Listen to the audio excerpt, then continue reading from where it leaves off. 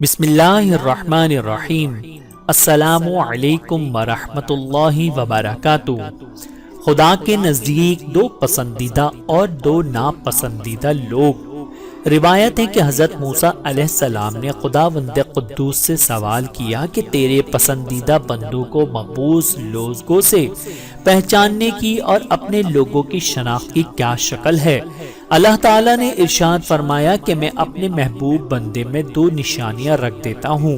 Number ایک توبہ کہ میں اس بندے کو ذکر خداوندی کی توفیق عنایت کر دیتا ہوں تاکہ زمین و آسمان کی شہنشاہت میں اس کا تذکرہ کروں۔ نمبر دوسری چیز یہ ہے کہ اپنی ناراضگی والے اور حرام کاموں سے ان کی حفاظت کرتا ہوں تاکہ وہ میرے عذاب میں گرفتار نہ ہوں۔ اسی طریقے سے جس وقت کسی سے مجھے نفرت ہوتی ہے تو میں اس میں دو نشانیاں رکھ دیتا ہوں۔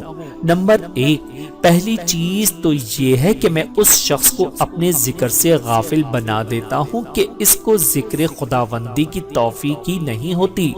نمبر دوسری چیز یہ ہے کہ اس کو اس کے نفس کے حوالے کر دیتا ہوں کہ جس کی وجہ سے وہ شخص میری ناراضگی والے اور حرام کاموں میں لگ جاتا ہے اور میرے عذاب اور میری سزا و اعتبار کا مستحق ہو جاتا ہے۔